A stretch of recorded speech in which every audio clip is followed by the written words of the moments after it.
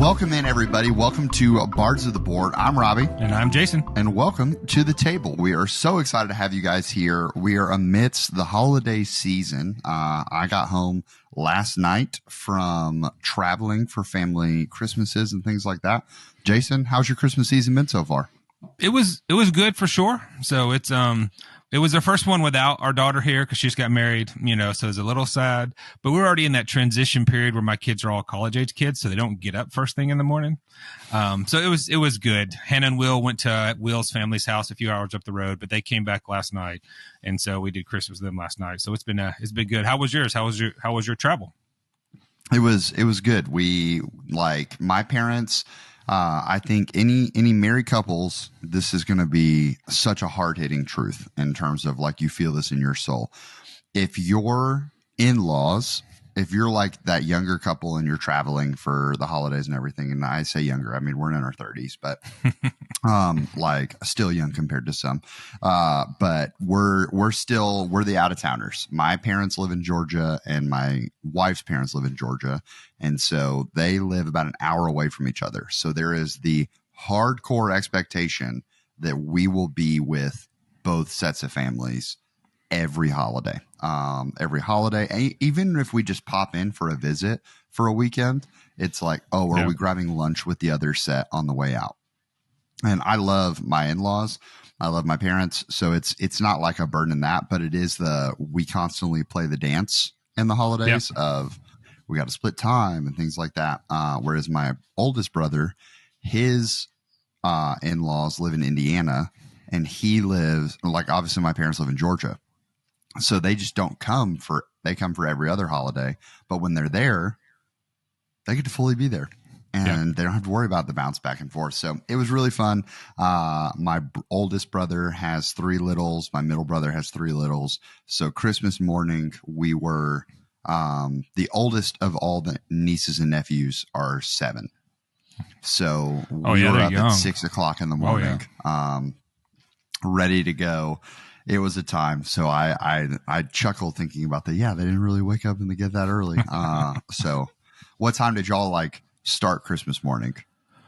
We told the boys we were going to get them up at 10 because, and Ryder got up a little earlier than that because we actually FaceTimed my mom and her husband, Chuck, and my grandmom who lives with my mom had sent us some presents, and we'd sent them some presents. It's the ones we were supposed to be in Pigeon Forge with them, but just because of sickness and stuff, we weren't able to link up before Christmas.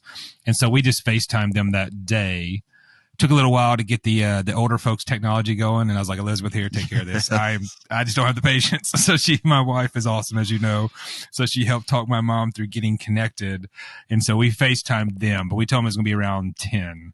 And so we FaceTimed them so we could open our presents and they could open, or we opened our presents first, just the few we had between me, Elizabeth, and the boys. And then we FaceTimed my mom and opened presents for there. So it was good. It's different. It's been a little different for a little while, but now that my kids are all college age, and it's a little sad that Hannah wasn't here, but we see her every week, right? You see her every time she's here, so we see her weekly because we're a D&D group. So it's easier to be like, okay, you're not going to be here Christmas, and we had you for Thanksgiving. So, but it was fun. It's still tough. It's been a while since I've gotten a lot of presents for Christmas, and that's okay. But when you first make that transition from being the kid who gets a ton to being the adult who you may get a couple, and that's okay. So I got a few presents. They were great. My kids always look out for me and give me cool geek stuff or whatever that may be. They love to give me action figures for. I got a Aaron for Attack on Titan. Xander gave me an Aaron action figure for Attack on Titan, and Hannah gave me Yelena one for Hawkeye. Because I know Hawkeye's my favorite MCU TV show. Though I didn't watch it, even though it's a Christmas show. So they gave me that. So it was good. Dude, that's awesome. Eren Yeager. I'm with you. One of my presents that I got that I was the most excited for is my brother got me a trash can for my truck. I was like, this is incredible. My crackers finally have a place to go other than in the door. It's going to be fantastic. So is it one of those that hangs on the back of the seat And so it's like a trash can like that. Oh yeah. I just actually got one of those. I bought one and it was too small. So I have another one out in the garage right now that I wanted one that's bigger. Cause I didn't realize how funny is the things that we get joy out of now. A trash can for my truck, and it's awesome. So yeah. Now you mentioned D&D, and so I'm going to segue us into games we've been playing, because the nice thing is, like, with family coming in town, I will admit that I was like, oh, I'm so excited because I have these games. I brought Herstory with me to go play with my in-laws, because I knew that was going to be a simple hit for them. We talked about beginner games. My friend John Acton got me a game called How Well Do You Know Your Family? Okay. And so it's like a trivia based game where you're handing out, like, you're like, all right, what is my favorite song? And whoever guesses it correctly gets a point, like they get the card. And so stuff like that. Unfortunately, I didn't get to play any of that with them because the holidays were so fast, but I did get to play a couple of games over the past couple of weeks, because I know I had to bow out on, like, I didn't get to play any games before our last episode. So the first one that you mentioned with Hannah, I actually got to play D&D, and I know that's not like it's board game adjacent, we'll call it.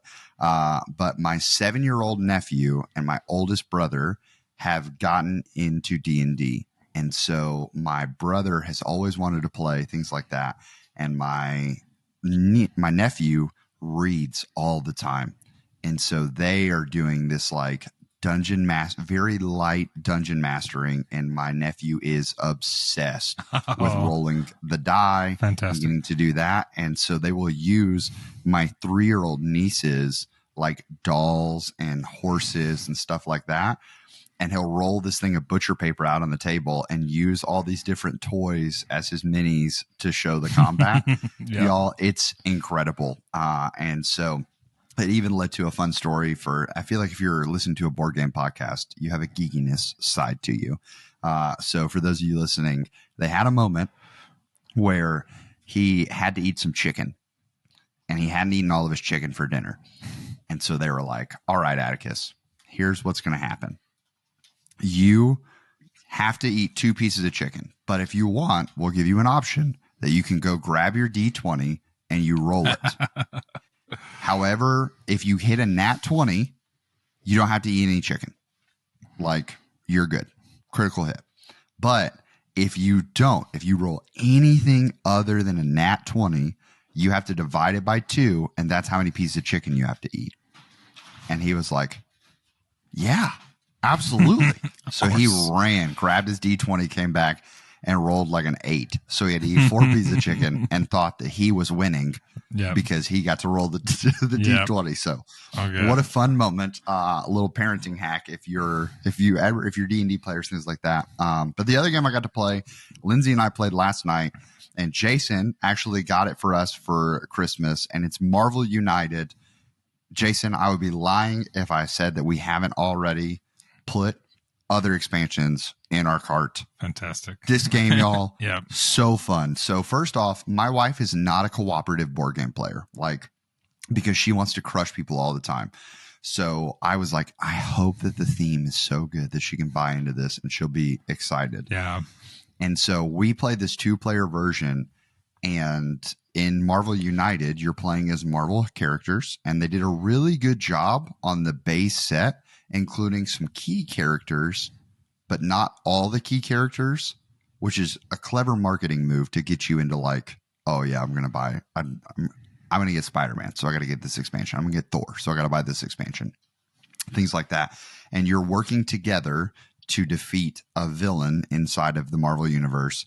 And as you play the cards, from each character has its own deck, but you're playing these cards to defeat the villain, and it's creating this storyline around the board, which is such a cool concept. And so we played last night. Jason got me the Spider-Man expansion and the Doctor Strange expansion. And so Doctor Strange as an expansion is just like, they're beautiful minis. Y'all, we had a blast. Literally came down to our last 2 cards for us to win. And so it was like this clutch, like, here we go. And we're trying not to quarterback, because that can happen in those kind of games.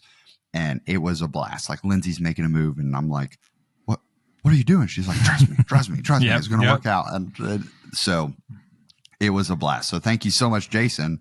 We loved it. If you enjoy the Marvel universe at all, I think this game, it's a must own. It was so fun. I'm glad you guys liked it, because when I saw we've owned it for a while, and we haven't played a co-op game yet. I don't think that's what's funny in all your trips here, because I don't play a ton of co-op. Because Elizabeth was over there. She just points herself because she said I don't like playing co-ops. She's talking about herself.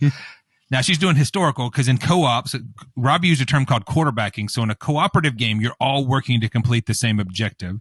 We haven't covered one yet on Bards as the primary game, but we eventually will, because it's a good game mechanism and mechanic to get people into gaming, because you can help those other folks. But quarterbacking is where one person is trying to run the game, basically telling everybody what to play.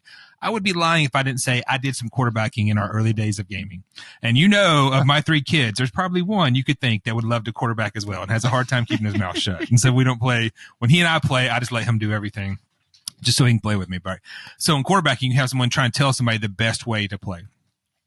But in that cooperative game, you're playing together. And so when we got Marvel United, we've had it for a while. It was like a massive Kickstarter years ago that was for the price you paid. You got a crazy ton of minis and games. They've done X-Men United. They've done like the multiverse or something like that. It's their last Kickstarter. So I've thought about going back and backing the all-in for the Marvel one, because I'm not an X-Men guy. I don't dislike X-Men, but I don't know the X-Men.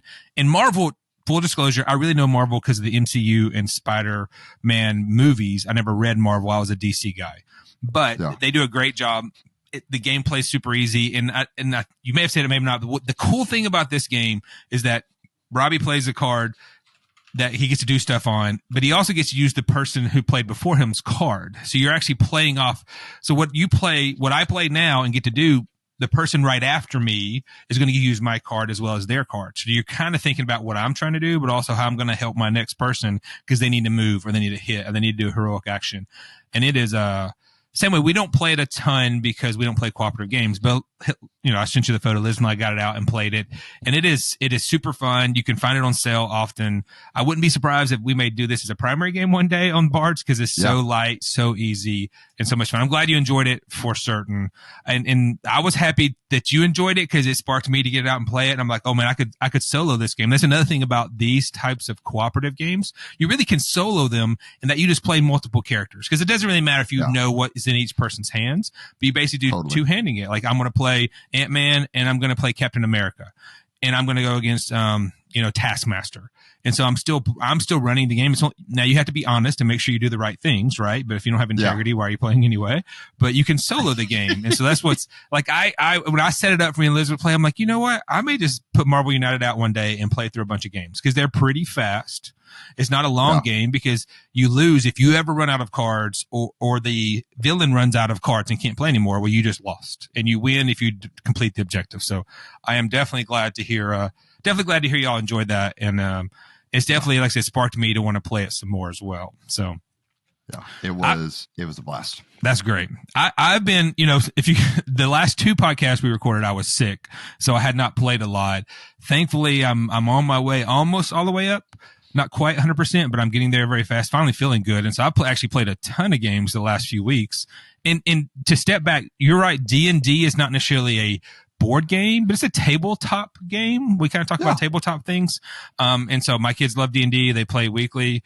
All 3 of them are in different D&D things for sure. Xander's hardcore into Warhammer 40K. Like, I actually played some Warhammer 40K. I won't talk about this one, but I played my second match with him. See why people like it. Not necessarily for me.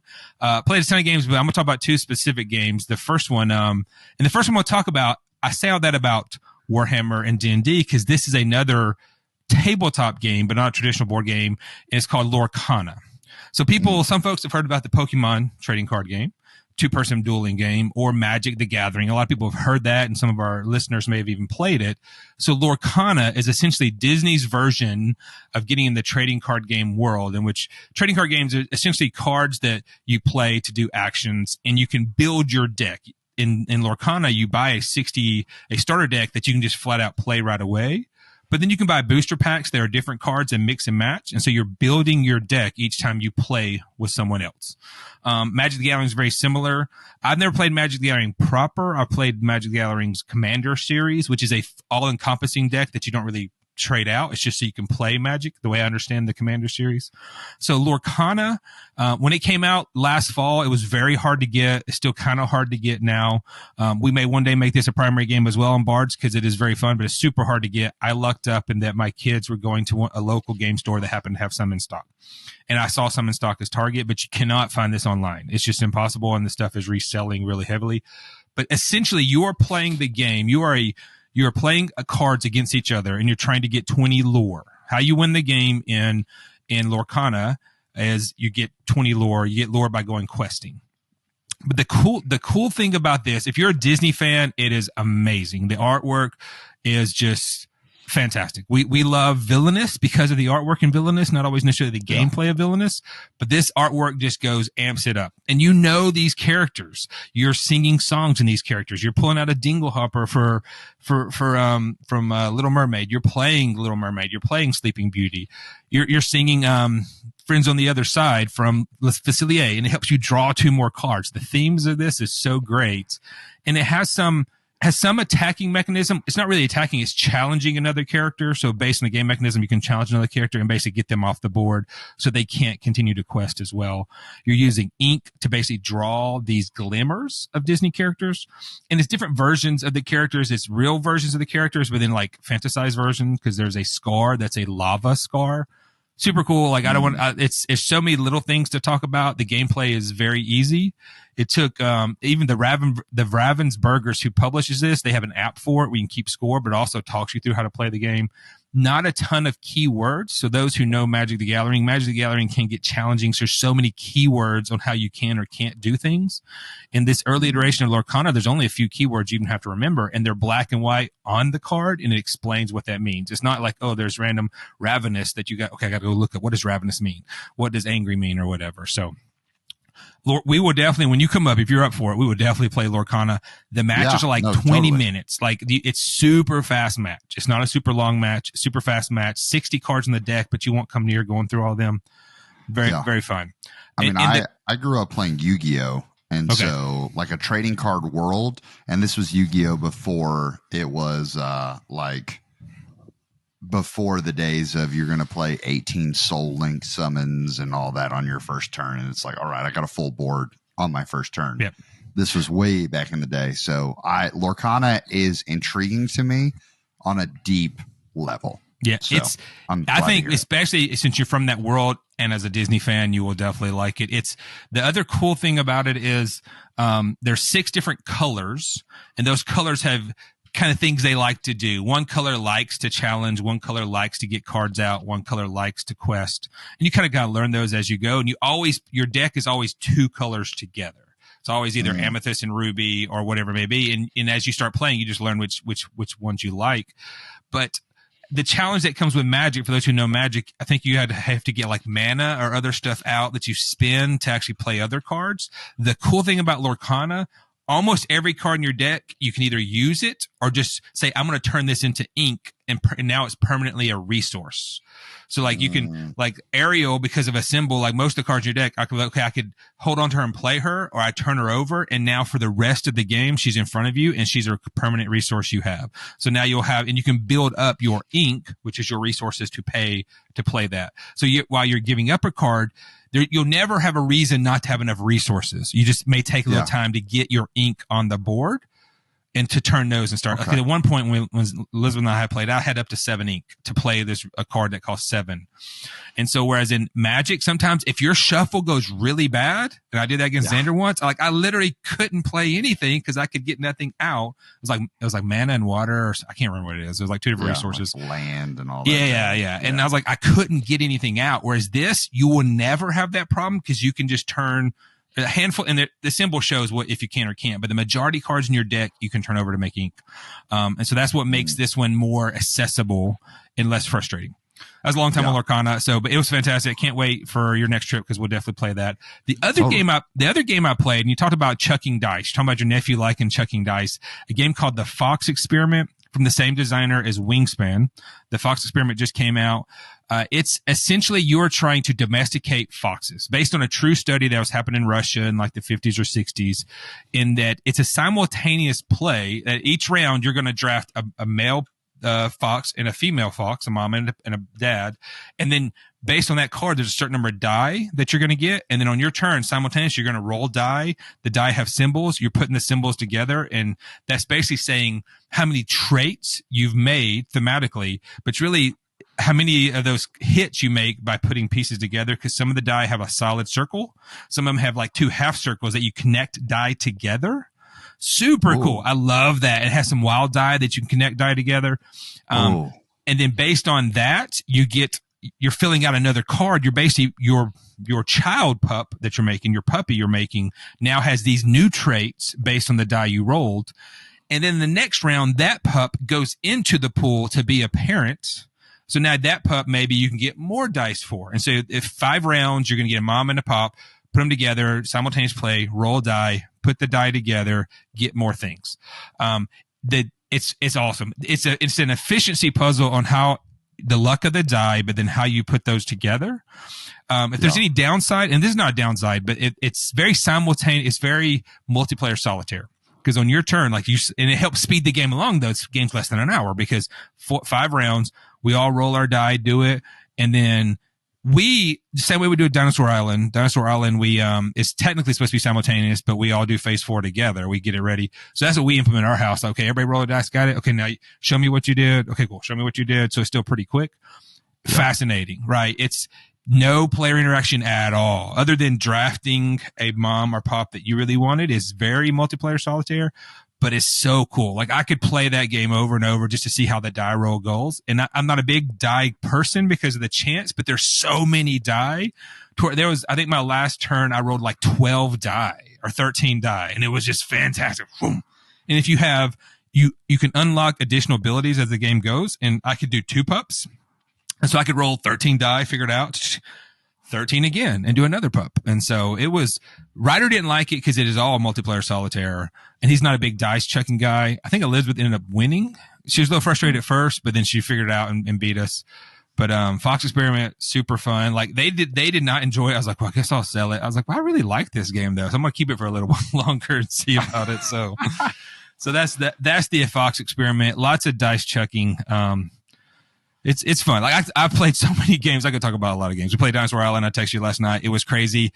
Wow. Like everything worked perfectly. I claimed all 5 objectives and I crushed my kids' hearts. It was bad. Like I was in the 80s. They were all in the 50s. It was bad. So I've been a part of a Jason stomp before. It just happens sometimes, guys. Well, it was fun. Y'all, I'm excited. I enjoy. One thing about this podcast that I like as a side is that Jason and I both really try to make sure that we're playing games and whatnot because we enjoy it, right? But you get a moment like last night where we're coming home from a trip and I was like, hey, Linz, I really want to play Marvel United. And she was like, oh, we'll make sure that we play this week. And I was like, oh, but also if we play it tonight, I get to talk about it on the podcast tomorrow. So let's make sure that we get to it. So it's very much, I enjoy it. And so the game we're talking about today is one that I got to play at Jason's house. And I very much, I think it's super fun. It takes me to a world. If you like dice checking, this is like everyone's rolling die. And I think something about this game that isn't necessarily present. It's a little present in Quacks, but a lot of times one of the drawbacks to games can be when it's not my turn, I'm just chilling. I'm just observing. And this one, what a game. Jason, what are we playing today? What are we talking about? We played and we're talking about Machi Koro. So in Machi Koro, you play as the mayor of a small town trying to build your city, develop your city full of landmarks, marketplaces, shopping centers, all those other kind of things you'd expect to see in a thriving city. It was released in 2012, so it's an older game. Easy to find as well. We'll talk about it later, but you can find this game everywhere, which is what's nice about it. Designed by Masao Suganuma. So I didn't recognize that name at all, even though I know this game. The only things they, I don't actually know if it's a he or she. I apologize. So they have, they've done a few Machi Koros and some other games I didn't know of. But if you've only developed one game and it's Machi Koro, you're pretty good. So I appreciate that, Masao. Published by Pandasaurus Games, a Spiel des Jahres nominee. I didn't win the Spiel des Jahres. I went to look who won that year. And when I saw who won, it was, I won't even say the name. I was like, how did Machi Koro not beat this other game for Spiel des Jahres? But hey, a nominee alone put you in infamy. Very quick game, 2 to 4 players. I think the expansion may take you to 5 players. We have an expansion. I think it takes you to 5. But it plays in about 30 minutes. The fun thing about Machi Koro is a fast-paced game in which, like we said before, you're trying to develop your own city on your own terms. To complete landmarks, you start with 4 landmarks. All 4 people start with 4 specific landmarks that you're trying to essentially turn over or build. Turning over the card is the thematic side of building it. On your turn, you're going to roll either 1 or 2 dice. You start the game off only rolling 1 because one of the landmarks you turn over allows you to roll 2. And you all start with 2 cards in front of you, 2 different cards you're trying to activate. A wheat field and I forgot what the other card is. A wheat field and like a barn or something like that. And they are numbered 1 and number 2, the wheat field and the bakery. So number 1 or number 2. So you're going to 1 die, obviously a 6-sided die, standard D6. If the sum of the die rolled matches the number of a building that you already own, you own 1 and 2 at the beginning, you get the effect of that building. So the ones you start off with is a 1. So it says you get 1 die, you get 1 coin if the number 1 is rolled. Sometimes opponents will also benefit from that as well. So for example, everyone starts off with the 1. So if your first roll is a 1, everyone's going to get 1 coin for that. Then on your turn with the money, whatever money you have in your hand, you can buy 1 card. Wish you could buy more, but you could buy 1 card of that that's on the board. And there's 15 different cards that start out. Some are just labeled 1, 2, 3, but some are labeled 9, 10, and 11, 12. So it gives you a range for that. The first player to construct all 4 of your landmarks wins. Like I said, you have 4 landmarks that cost anywhere from, I think it's like 4, 10, 16, and 22 coins. The first person to turn it over, because you can only buy cards on your turn, automatically wins the game. And that's Machi Koro. I know it's a very quick explanation, but that's basically the game. Yeah. As someone who I talked about this game, like for starting the discussion, I did a video over on my other YouTube channel talking about comparisons for the like older generation of board games, the Saris and the Yahtzees and Life and Clue and things like that. And what are the modern, my interpretation of modern hobby gaming alternatives. And so when I got to Yahtzee, Machi Koro and another game called Sagrada were at the top of my list for Yahtzee replacements. And Yahtzee, I think one of the drawbacks of Yahtzee is that while it's not your turn, you're just sitting there staring at other people do the dice. And it can be a little frustrating at times, I think is the best way to put it, where you're like trying to play Yahtzee and you're like, oh, I'm going for the small straight. And you're rolling and you're like, it's just not it. And then it gets to the next person's turn and then they roll the dice and boom, they get the small straight right off the first roll. And you're like, what the heck? These dice just aren't cooperating for me. So Machi Koro, what's really cool is that I would say there are 4 colored effects. There's 4 colored cards. Yeah. Blue, green, purple, and red. Yeah. So the blues are when anybody rolls that number, if you own that building, you get the benefit. So if you decide to build the mountains or the mines, then when a 9 is rolled, anyone rolls the sum of the die being a 9, you get paid. So if the die are rolling a bunch of 9s, but you're not getting 9s, that's cool. When you're going to the market to buy your buildings, buy the mines because you're going to get paid every single time. So you're on your turn. You have to stay focused. This was something when we played with my mother-in-law that I had to remind her because she's used to those games where when it's not her turn, she can just bow out, check her phone, do whatever she's trying to do. And I was like, Mom, you got to pay attention here. We just rolled a 6. You've got that building. You're going to miss out on gold. And so it keeps you dialed in for that. But then there's green, which allows you to, on your turn, if you roll it, you get paid. And those are usually like higher value cards just because, and in terms of the payout, because it only works on your turn. So you can double stack a number to where, okay, if the mines are 9, I can also buy a green building that's 9.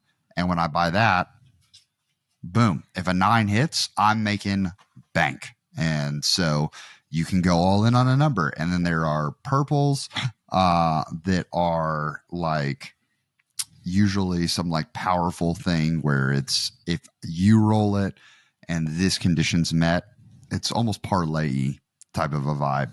If you did this, you can have this ability. And then reds are the gotcha element of the game, where reds, when other people roll it, when other people roll it, they pay you. When other people roll it, they pay you.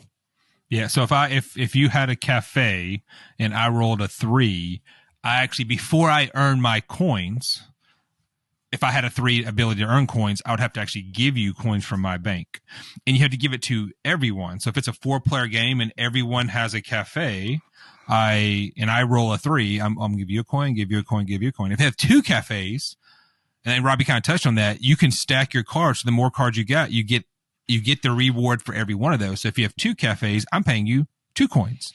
And even one of the landmarks you can turn over gives you double rewards for certain cards, the green and red cards. So then if you have a cafe or 2 cafes and I roll it and you have I forgot if it's harbor, what it's called, but if you have activated that ability, I'm now paying you 4 coins just for a single roll. So it does have a little bit of the gotcha, like that Robbie referenced. The purple ones too are a little bit of a gotcha, but it's only on your turn.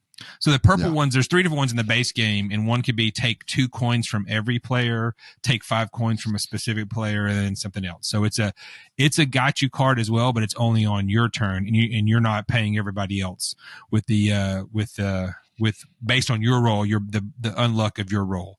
The base game comes with 2 of those. It's the cafe on number 3, and then like the family restaurant for 9 to 10. And that one gets bigger because it's 2 coins from the player who rolled. So it automatically starts off that way. Yeah. And I think what's really fun about this is that based on how the die are rolling, if you've ever played a dice rolling game, you know that statistically the dice should always balance themselves out. Like that's how a dice works. That the odds of certain numbers being rolled are the exact same. That's why they built the dice the way they have. But we know that is a lie. Every die during every game has a set of numbers that they want to roll, and they're going to hit it over and over again. And so you're like, okay, I'm going hardcore on that number. I remember the first game that I played, 7 being one of the most common options. Obviously, with 2 die being rolled, you have a lot of number combinations that lead to 7. And so I went hardcore in on 7. And so I had bought, if I hit a 7, I think I was getting like 15 to 20 coins on a 7. Like I went all in on 7 and it just wasn't hitting. Yep. And I was watching everybody like sort of catch up and get close to me. And then I hit 1-7. I just ended it. Like it was boom. Okay, cool. I can buy the most expensive building. Check. Like it is. But then I had another game where I won doing that. So then the next game was like, all right, 7 strategy. Here we go again. I'm ramping it up. And they never hit. Yeah, for sure. I mean, that's the life of any dice checking game. So as you said, you have to accept the fact that even though odds should ever be in your favor, to quote the 100 Games, right, to quote Effie, it should be in everyone's favor, but they're not, right? The odds for each game changes based on what's happening. The last game we played it last week just so I could have it refreshed in my mind. And I won. I won easily, though everyone else was turning over stuff easy, but I was getting coins constantly because I got the 5, which was what is the 5? The 5 is the forest, and it was just hitting. The forest was hitting a lot. And then I got a 1 late in the game that hit a lot as well. And it's just when it hits that way, it hits like statistically, because an interesting thing, like there is a bunch of strategy in the game. Even when you think buying cards and rolling stuff, there's not strategy. I mean, one strategy is, do I actually get up to 2 die quickly and go for the bigger cards? Because with 2 die, I can still roll a 2 or a 3 or a 5 or 6 or a 12, or do I just stick with 1 die? I've learned in the last few times with Elizabeth, and I think when she played with you or with us, she stuck with one die because she's just rolling one die the entire time and not going at those double numbers. And Ryder stayed with one die, but I was doing so well. I went to two die really fast. And my goal that game was I had one of every single card that I could earn something on my turn. So at the end of the game, I literally had 1 through 12 that no matter what I rolled, I was going to get something. And so like that's a strategy you have. Do I buy one of every building? That's what I did. Or do I go hard? If you're doing well enough, you can go one for everything and then go hard on the 5s and go hard on the 1s. The 1 only costs 1 coin, so you're almost guaranteed to get one every time. And early in the game, the 1s get rolled so much that you're just making bank, So we talked about the 4 different color cards. Do I just focus on blue cards so it's on everybody's turn? Do I go big with green? Because like you said, on the green cards, the number 4 card is 3 coins every time you roll it. 3 coins is a lot, but it's only on your turn. Okay, I only have 1 in 3 chance to even roll that, and then a 1 in 6 of even doing that. But then later on, some of the bigger ones actually become kind of compounding or almost like an engine. So like one that helped me a lot was the fruit and vegetable market. I'll hold it up for our YouTube folks. And it basically says, get 2 coins from the bank for each establishment that has this symbol on there. Well, that symbol is the symbol from the wheat field. Well, I had 5 1s. So I had 2 coins for every one. So I got 10 coins just for that. And if I had 2 of those cards, I would have got 20 coins from a single roll. Again, hoping the odds are in your favor. Rolling an 11 or 12 is extremely hard with 2 die, and it rolled twice for me. Talking about the odds. Or do you even go hardcore and just go hardcore with red coins, with red cards, going, okay, I'm just going to earn from everybody else. When I played that game with Elizabeth and Ryder, I got a cafe early, but I'm like, I'm not going to go hard. So I'm not going to go mean. So I didn't get any of the purple cards that are take that on my roll, but then they each got them and were still in my coins. So I was like, okay, my gloves are off. I'm going to go for those cards as well, and did those as well. So it's fun because you think, okay, there's not a lot of strategy. There's a ton of strategy. The more you play this game, the more you realize what strategy am I going to go for. And even I think I traditionally like getting one of everything, and I like going to 2 die quick. I don't win this game a lot, but I still have fun doing it because I want to roll those 2 die. Or do you go 1 die and stay that way? With the expansions, there's a few expansions. I think it's better to get up to 2 die sometimes because you can get really big payouts. But yeah. So how many times have you played this game now, Robbie? Just 2 or 3 times? I think we've played it close to 10 at this point. Oh, okay. Oh, because you own it now, right? You guys bought it? Yeah. Oh, okay. Yeah. Okay. So we played it. I played it for the first time at your house. And that's where y'all even have a house rule that we'll talk about here in a second, to how the standard like table wants to be set up. And I really like y'all's house rule, and how it's set up. But I think if you go to buy Machi Koro or you buy, Machi Koro 2, I think it's called.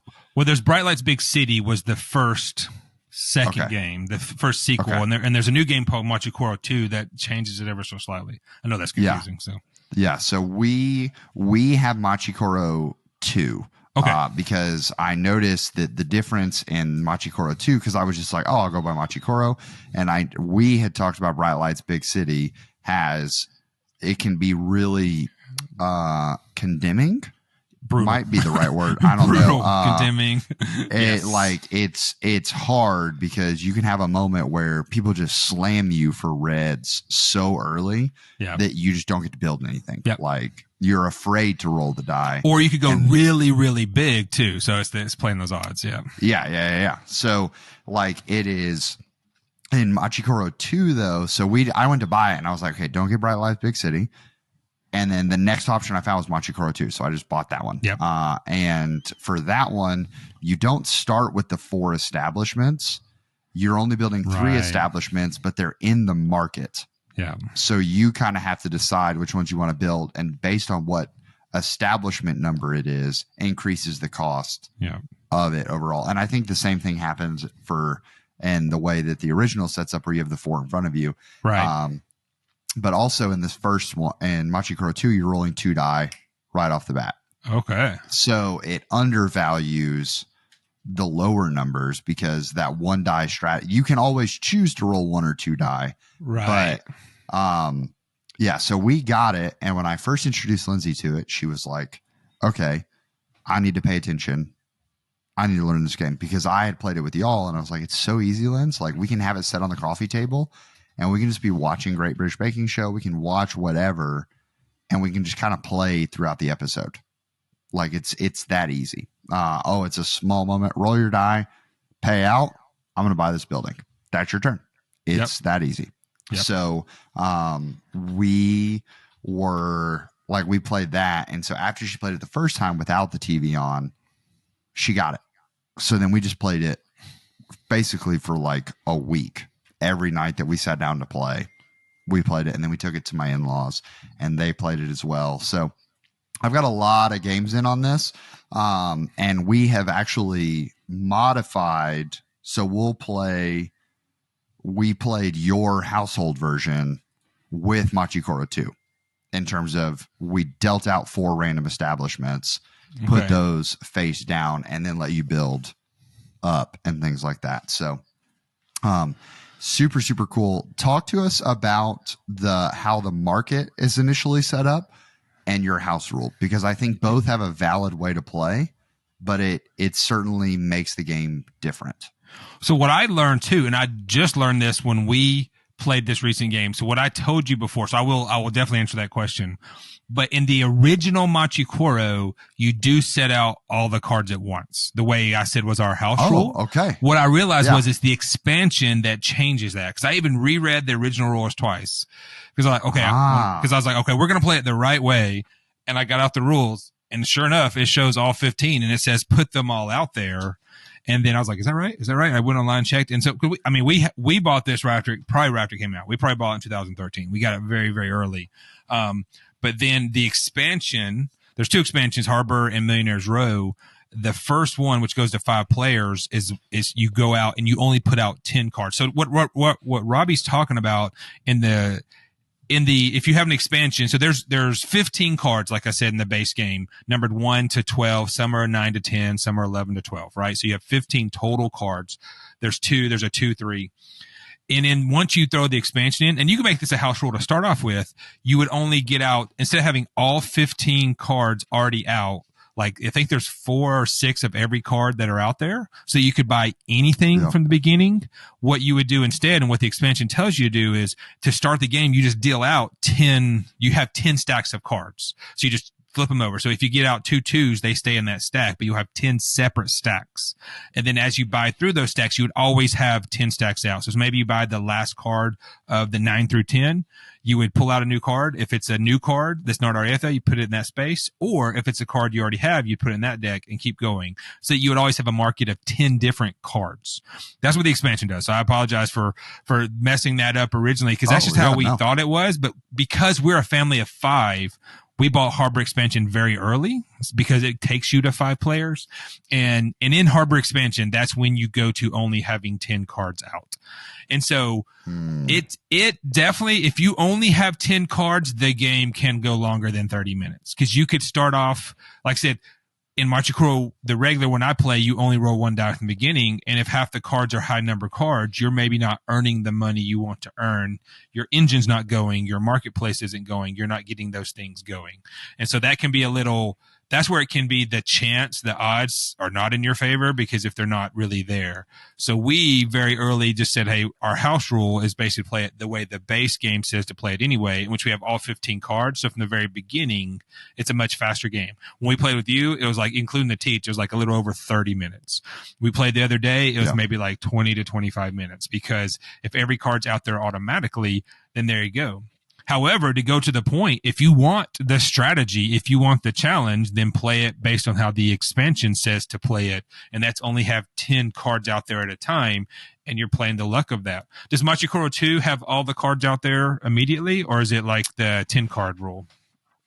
Yeah, I want to say Machi Koro 2, so they separate it into halves. So there's the 1 through 6s, and then there's the 7 through 12s. And you get 4 options out of the 1 through 6s, at least on the 2-player version. I'm sure on the full table, you probably get all 5, or 5 options, but you shuffle them up and then you deal out your options. And if there's repeats, like Jason said, you stack them on top. So if a forest shows up, okay, cool. Forest holds one of the slots.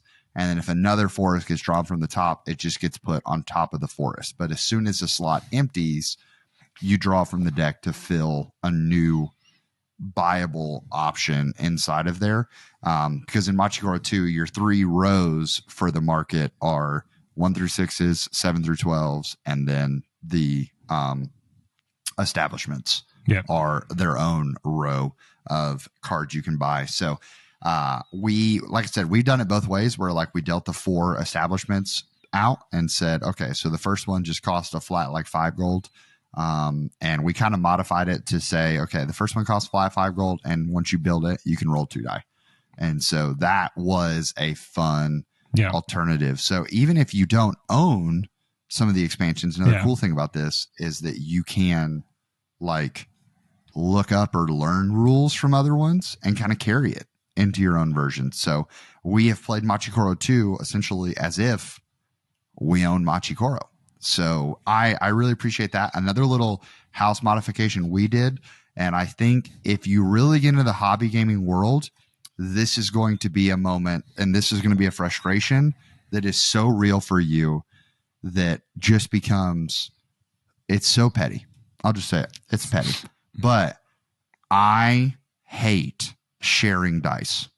Yeah. It is so, as someone who's like, it's not that I don't want to enjoy the time that we're playing the game, but it's like nothing. If you're getting into the hobby gaming space and you're like, oh, Catan is a great example of this. Yeah. Because in Catan, this happens all the time. People grab it. You don't want to roll it across the middle of the board where it's easy to reach because there's a bunch of roads and stuff in the way. So I'm going to take the die and I'm going to roll them on my little edge of the table, and they're going to sit over there and I'll be like, all right, I got a 7. Now I got to move the robber. Then I'm going to build my stuff. I'm going to do my thing. All right, Jason, it's your turn. And Jason's just sitting there staring at me like, I can't move until you hand me those die. All right. And because in Machi Koro, it is roll the die, pay out, buy my building, I'm done. Like your turn, if you're focused and you don't suffer from analysis paralysis, then your turn can be less than 20 seconds. Yep. That fast. But if I'm not rolling the die in the direction of my neighbor, then I got to collect those die. I played a game with my nephew where we're shooting presents into Santa's sleigh, and it has one little die.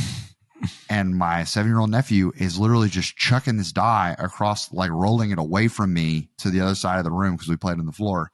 And I was like, you gotta roll it close to me, brother. I'm going crazy over here. So one little addition we've added to our box is we just have a whole drawer of die in our house. And so I just took a bunch of D6s and tossed them in the box for that exact purpose. Yeah. So it's a little slight modification. It's so funny you say that. And in all the years, I mean, it's so funny you say that because a light bulb has finally gone off for me. And we didn't even talk about this, right? In all the years of playing Machi Koro, we've always used those 2 die. And then just when we played the other night, I gave each of us 2 die just so we didn't have to pass the die, because that would drive Elizabeth crazy because she rolls and I want to grab the die because I'm ready to go. I want to be ready to not have to wait for you to pass me the die, because that's important seconds in the game that you were wasting by not handing me those die is caused so much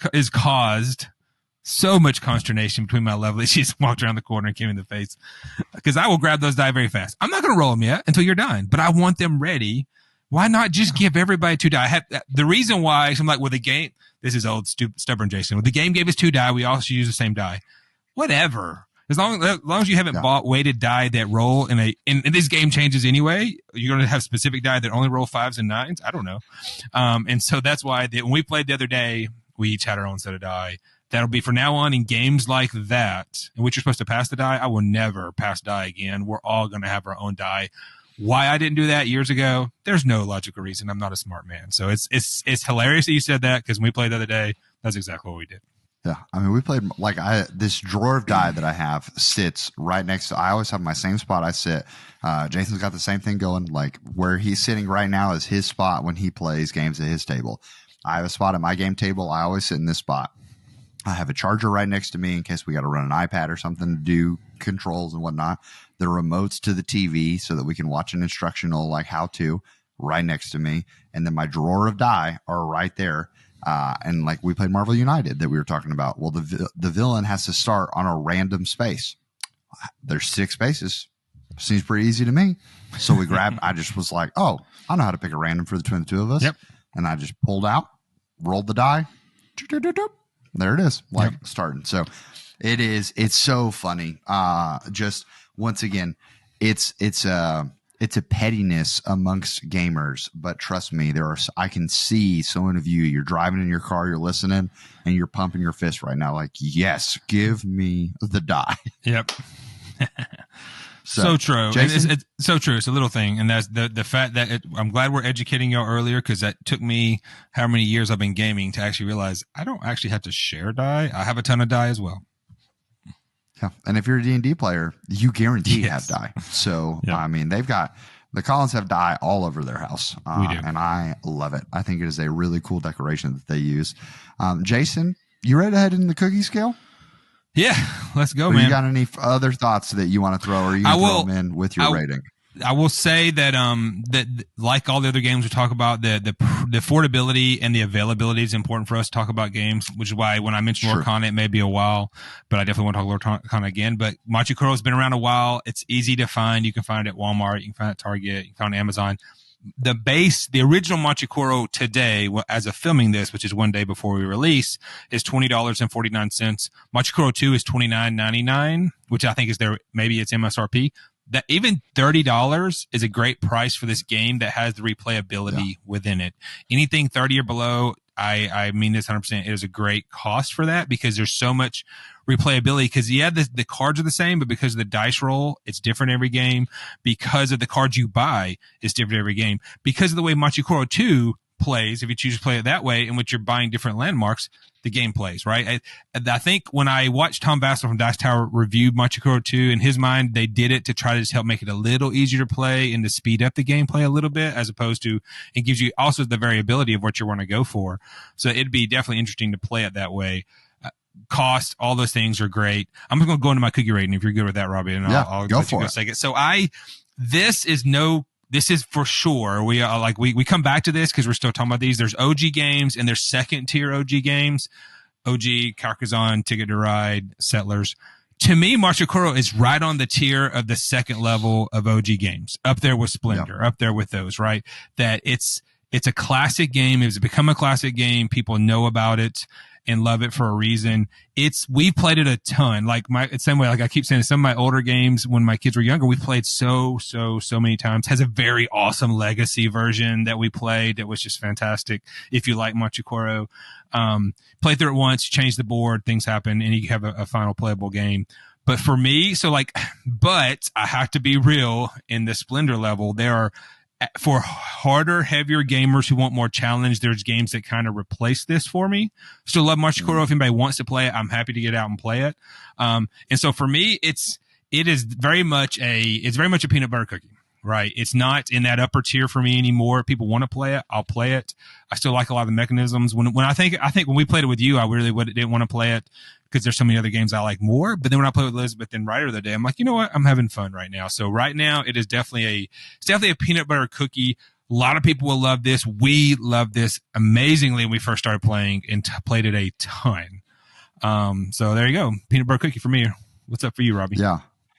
I think that this is probably one of my hardest to rate yet, because we still have the newness of it. I mean, Jason mentioned he bought it very early on from its release. So, I mean, you've had this game for a decade. So it is trying to fight all the new games. I mean, there have been hundreds of games that have come into your collection since Machi Koro. And so for me, as someone who's added it newer to the collection, I thought about it like I really flirted between chocolate and like a chocolate chip and peanut butter. I think it is going to land on a peanut butter for me, just because it is there. While it varies every single time, you get what you get out of it. Yeah. And I think it could suffer from overplay really fast. So this is one that I definitely, if I'm looking at Machi Koro, fantastic addition. I think if you have Machi Koro, very rarely are you ever going to play Very rarely are you ever going to end up playing like a Yahtzee or something like that again. Another thing that I really like about Machi Koro, that like the more I talk about this, I may shift it, but like I always joke that I can travel with Yahtzee because realistically, I can look up the score sheets on my phone and just like mark it down in notes or things like that. Like I could replay Yahtzee. If I have 5 die in my backpack, I can play Yahtzee anywhere. Machi Koro, the box is surprisingly large for Machi Koro. Yeah. Just based on like the components that are inside of it. There's a lot of plastic filler inside the box. You could easily get like a deck box for Lorcana or a deck box for any trading card game and fit all of the cards inside there, and then grab 2 die and the coins, put them in a bag. And I mean, in a baggie and a deck box, which are not going to be too large, you have the whole game able to transport. So if you really like this, when we ended up playing Machi Koro at Jason's house, it was late at night. I think we started it at like 10 o'clock. It was late because we finished a game and we were like, we kind of want to play one more. So we, exactly what Jason said, from teach to finish, less than 30 minutes. So it's a great filler, great addition to have in the collection. And if you really love it, I could see you bringing it to an airport. I could see you bringing it to like, oh, we know we're going to have a 3-hour layover. Machi Koro fits in your backpack. You have a dead time on a vacation. Machi Koro, you can play. Oh, okay, we're waiting on mom to get ready for dinner. Okay, sick. We can play Machi Koro real fast. Like if you have it out and ready to go, I think that the ease of play, especially from a newer perspective, I'll vary. I'll change. I'm going to jump it to a chocolate chip. Yeah. Just because I think that you're listening to this, you never played it before, it being a newer, shinier piece in your collection, I could see how most people could call this a chocolate chip just because it's such a classic. For sure. Like 5 years ago, 6 years ago, this is a chocolate chip. With that, hands down, absolutely. We played it a ton. We loved it. It's quick to play because with the base game having all the cards already out, it goes pretty fast. One thing that we didn't really talk about, but and I meant to say it earlier, but like an interesting thing. So if you like, this is one of those, and we probably will eventually do an episode where it says, if you like this game, here's something to replace it. If you like Settlers, though it may not seem like a replacement, this is actually a natural replacement that's one step up for Settlers. And I'm not trying to say, if you really love Settlers, you love Settlers, play it all the time. We played it a ton, right? But if you want to try something different that's in the same vein, so in Settlers of Catan, on everybody's roll, you could get coins based on where your settlements and cities are at, right? On every single person's turn, based on where your settlements and city are on the board, you could get coins. Well, in Machi Koro, on every single person's turn, you could get coins. In Settlers, you're getting resources. I say coins, resources. In Settlers, you're getting resources based on where you're at, and you're turning those resources in to buy roads, cities, and settlements, as well as, your cards. In Machi Koro, you're turning coins to buy buildings, which gives you more abilities. In Settlers, the more cities and settlements you have out, the more chance you have to earn stuff. Machi Koro is the same way. And so it's a good, if you want to change it up, you're almost guaranteed to get more resources. Because if you've played Settlers, you may have your first place on a really good spot, but the 6s and 8s aren't rolling that game, right? Yep. And you get on 11, it's rolling a lot. With this, because it's easier to get every number quicker, whereas in Settlers, you're limited by where you can go get numbers, at least lets it going faster. And that's also why Machi Koro goes a little faster. So if you like Settlers, if you like the mechanics of Settlers of Catan, the rolling die, getting resources, buying new stuff, building new stuff, Machi Koro is a good step up from that, where you don't have the goals of the longest road, but you have a set goal. The moment in the base game, the moment you build your 4th landmark, you automatically win. It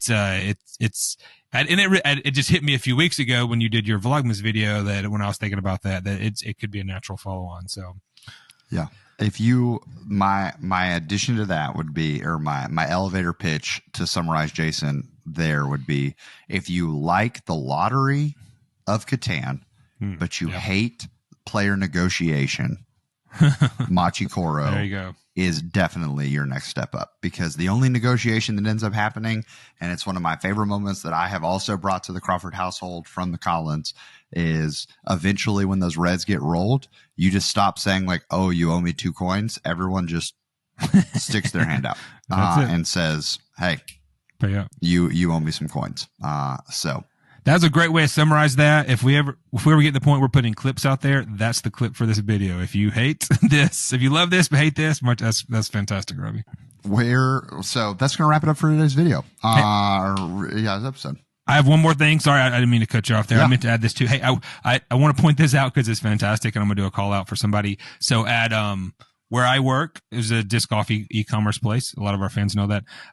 You can put notes in the order, and somebody put a note in today's order. Charles Harper. Thanks, Charles. He put basically shouting out in the bag with you and All Business Brad, but he also shouted out Bards of the Board in his note saying thanks for everything doing. So he got a breaker and something else. I forgot his other disc he got, but probably from you guys talking about the river and the breaker is what Charles got. So Charles, thanks for shouting us out.